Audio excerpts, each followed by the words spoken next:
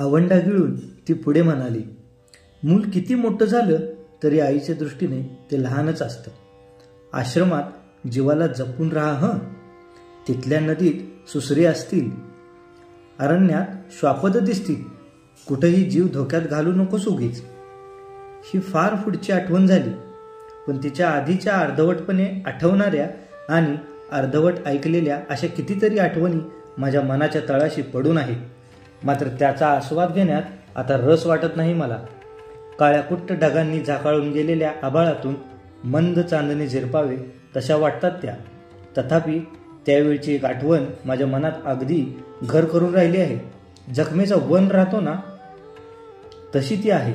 त्या आठवणीचा अर्थ परवापर्यंत मला कळत नव्हता, पण आता आयुष्याच्या आरंभी ज्यात काही अर्थ नाही असे वाटते, त्यातच खोल अर्थ भरलेला आहे असे आयुष्याच्या शेवटी आढळून आले.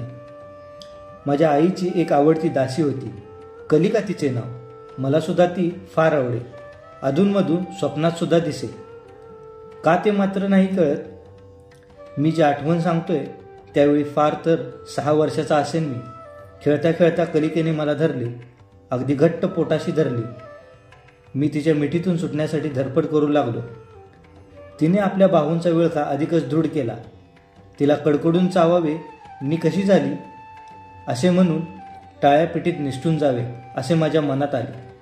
इतक्यात आपल्या छातीशी माझे मस्तक दाबून धरीत ती म्हणाली, अलीकडं फार अवखळ झाला था युवराज.